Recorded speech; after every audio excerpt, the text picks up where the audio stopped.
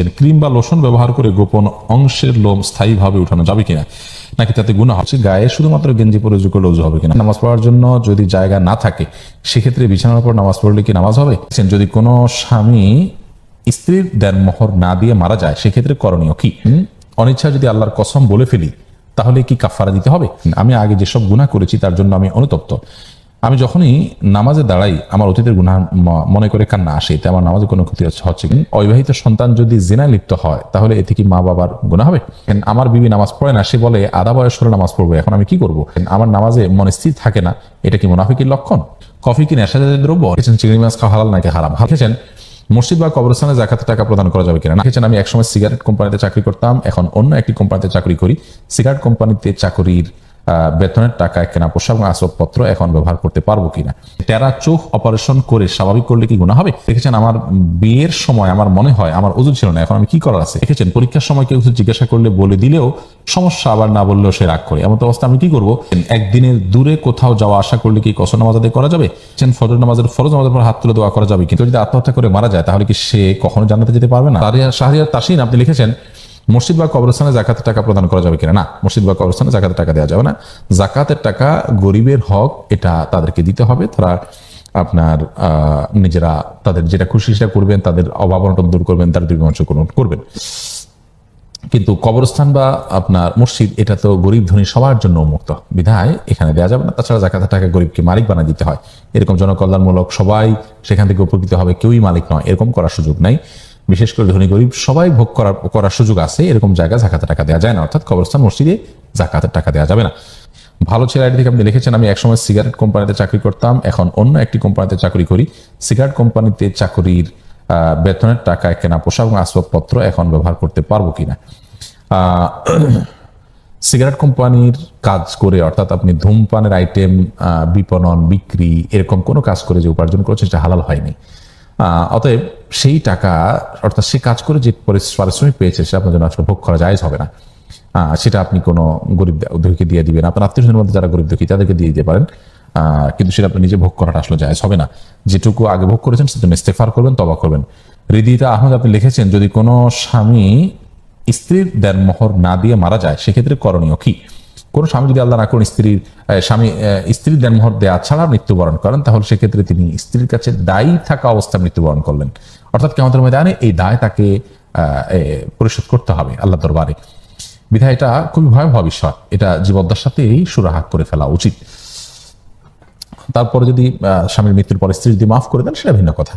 তামিম আহমেদ আপনি লিখেছেন চিংড়ি মাছ খাওয়া হালাল নাকি হারাম, হালাল, এটা হারাম হওয়ার কোনো কারণ নেই, আপনি লিখেছেন অনিচ্ছা যদি আল্লাহর কসম বলে ফেলি তাহলে কি কাফারা দিতে হবে, দেখুন শপথ তিন প্রকার, একটা হলো কথায় কথা যে শপথ বলে যেটা আসলে বিশেষ কোনো মর্ম থাকে না সেটা, অথবা কেউ অতীতে কোনো কাজ করেছে সেটা মিথ্যা শপথ করে বললো যে অমুকটা করেছি আসলে সে করে নাই, তো এগুলোকে বলা হয় ইয়ামিনুল লাগব, আর আরেকটা শপথ হলো যে ভবিষ্যতে কোনো কাজ করব বললাম, সেটা হলো আপনার ইয়ামিনে মুনাআক্কিদা, আর আরেক প্রকার শপথ আছে যেটা হলো ইয়ামিনে গুমুস, তিন প্রকারের শপথ আছে। যাই হোক আপনার মূল প্রশ্ন উত্তরে চলে আসি, অনিচ্ছায় যদি আপনি আল্লাহর কসম বলে ফেলছেন অর্থাৎ আপনার মুখ দিয়ে বের হয়ে গেছে আপনি ইচ্ছা করে বলেন তাহলে এটা কাফারা দিতে হবে না।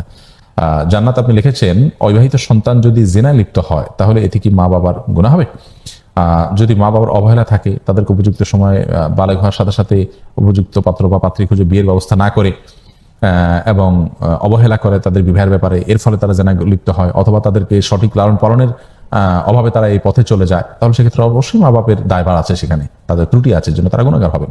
এমনি রুবেল আপনি লিখেছেন আমার বিবি নামাজ পড়ে না, সে বলে আধা বয়স হলে নামাজ পড়বো, এখন আমি কি করব, আপনি আপনার বিবিকে মহব্বতের সাথে নামাজ পড়তে বাধ্য করান, আবদার করেন, স্বামী স্ত্রী একজন অন্যজন থেকে আবদার করে কি না আদায় করতে পারে সেই চেষ্টা আপনি করেন, অন্যদেরকে দিয়ে বোঝান, এর পরেও যদি তিনি দেখেন যে নামাজের পথে আসে না তাহলে সেক্ষেত্রে আপনি তাকে শাসন করেন, অভিমান করেন, বিছানা পৃথক করেন, অন্য জায়গায় থাকেন, বোঝান তাকে যে না আমি বিনামাজের সাথে থাকবো না, এগুলোর মাধ্যমে তাকে সংশোধন করার চেষ্টা করেন। কোনোভাবে যদি সংশোধন এর রাস্তা খোলা না থাকে এবং তিনি বিপদগামী থাকে তাহলে সেক্ষেত্রে আপনি তার সাথে সংসার করবেন কিনা সে বিষয়ে আপনি ডিসিশন নেওয়ার ইখতিয়ার আপনার আছে।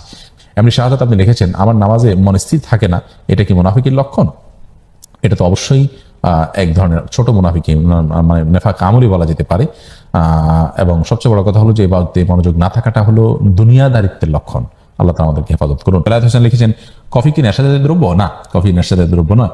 তাসফিয়া তাসনিম বিশ্বাস আপনি লিখেছেন, টেরা চোখ অপারেশন করে স্বাভাবিক করলে কি গুনাহ হবে? না, এটা তো একদম ত্রুটি। শরীরের কোনো ত্রুটিকে সংশোধন করলে সেটা আল্লাহর সৃষ্টির পরিবর্তনের যে নিষিদ্ধ বিষয় আসে তার আওতায় পড়বে না। এমডি সুরুজ এডি থেকে লিখেছেন, আমার বিয়ের সময় আমার মনে হয় আমার ওযু ছিল না, এখন আমি কি করার আছে? বিয়ের সময় ওযু ছিল না তো টেনশনের বিষয়, এখন ওযু করে নেবেন, ওযু করে নামাজ পড়বেন, বিয়ে হয়ে গেছে আল্লাহর মতে, কোনো অসুবিধা নেই। বিয়ের সময় ছেলে মেয়ের ওযু থাকতে হবে এমন কোনো বাধ্যবাধকতা নাই। ওযু না থাকা অবস্থাতেও বিয়ে হয়ে যায়, কোনো অসুবিধা নেই। মঈন হোসাইন সিয়াম আপনি লিখেছেন, পরীক্ষার সময় কেউ কিছু জিজ্ঞাসা করলে বলে দিলেও সমস্যা, আবার না বললেও সে রাগ করে, এমন অবস্থা আমি কি করব? এমন অবস্থায় আপনি আপনার বন্ধুকে বিসর্জন করবেন আল্লাহকে সন্তুষ্ট করার জন্য। যে কাজ করলে আপনার আল্লাহ অসন্তুষ্ট হবেন সে কাজ করে আপনি পৃথিবীর কাউকে সন্তুষ্ট করতে যাবেন না, কারণ আল্লাহ রাব্বুল আলামিনের অবাধ্যতা বা নাফরমানি করে কারোর কথা শোনা যাবে না, সেটা মা বাপ হলেও না। তাহলে বন্ধুকে প্রয়োজনে বিসর্জন করবেন যে বন্ধু এটা বুঝবে না। মারিয়াম ইসলাম দৃষ্টি আপনি লিখেছেন, একদিনের দূরে কোথাও যাওয়া আসা করলে কি কসর নামাজ আদায় করা যাবে? একদিনের দূর এরকম নির্দিষ্ট করে তো আসলে বলা কঠিন। ঢাকা তো এমনও জ্যাম লাগে যে এক পাশ থেকে আরেক মাথায় যেতে অনেক সময় একদিনের প্রায় কাছাকাছি সময় লেগে যায়, 5-6-7 ঘন্টাও লেগে যায়, 8 ঘন্টাও লেগে যায়, এরকম পুরো দিনের একটা বড় অংশ লেগে যায়, এরকম হয়। অতএব ব্যাপারটা সেটা না, ব্যাপারটা হলো যে আপনি এক জায়গা থেকে আরেক জায়গায় গেছেন, যেটা জার্নি বলা যায়, 75 বা কম বেশি যে কিলোমিটার হিসাবে আসে, সেই রকম দূরত্ব যখন যাবেন তখন আপনি মুসাফির হিসেবে গণ্য হবে। কিউট বয় মামুন এআইডি থেকে আপনি লিখেছেন, ফরজ নামাজের পর হাত তুলে দোয়া করা যাবে কিনা? আমি ভারত থেকে বলছি, দোয়া করা যাবে, কোনো অসুবিধা নেই। কেউ আল্লাহ তাআলার কাছে কোনো চাওয়া থাকলে তিনি নামাজের পর পেশ করতেই পারেন। তাছাড়া হাদিসে আসছে যে 2 সময় বান্দার দোয়া আল্লাহ তাআলা ফেরত দেন না। তিরমিজিতে হাদিসটি আসছে, একটা হলো জওফুল লাইল ভোর রাত, আর একটা হলো দুবরা কুল্লি সালাত, প্রত্যেক নামাজের পর। অতএব নামাজের পর দোয়া কবুল হয়, সেই জায়গাতেই তিনি হাত তুলতে পারেন, কিন্তু নামাজের অংশ হিসাবে হাত তুললেন, সবাই মিলে ট্র্যাডিশনাল মুনাজাতকে নামাজের অংশ বানিয়ে রাখলেন সিস্টেমিক্যাল ভাবে, সেটা কিন্তু জায়েজ নাই। ফ্রম সুলতানা হায়াত আপনি লিখেছেন, ক্রিম বা লোশন ব্যবহার করে গোপন অংশের লোম স্থায়ীভাবে উঠানো যাবে কিনা, নাকি তাতে গুনাহ হবে? না, গুনাহ হবে না, যদি কোনো শারীরিক ক্ষতির কারণ না থাকে। যদি শারীরিক কোনো ক্ষতির কারণ না থাকে তাহলে এটা করা যাবে। বাট সুন্নাহ হলো চাষা একেবারে স্থায়ীভাবে উত্তোলন করে ফেলে যদি শারীরিক কোনো ক্ষতির আশঙ্কা থাকে তাহলে সেটা জায়েজ হবে না। এমনি আরিফুর রহমান আপনি লিখেছেন, কেউ যদি আত্মহত্যা করে মারা যায় তাহলে কি সে কখনো জান্নাতে যেতে পারবে না? না, কখনো জান্নাতে যেতে পারবে না এমন কোনো কথা নেই। আল্লাহ তাআলা তাকে মাফ করে জান্নাত দিতেই পারেন। ফরহাদ হোসেন আপনি লিখেছেন, আমি আগে যেসব গুনাহ করেছি তার জন্য আমি অনুতপ্ত। আমি যখনই নামাজে দাঁড়াই আমার অতীতের গুনাহ মনে করে কান্না আসে, এতে আমার নামাজে কোনো ক্ষতি হচ্ছে কিনা? না, এটা তো বরং ভালো কথা। তওবা করে আল্লাহর কাছে লজ্জিত হয়ে অনুতপ্ত হয়ে আপনি কান্না করছেন, এটাতে কোনো অসুবিধা নেই।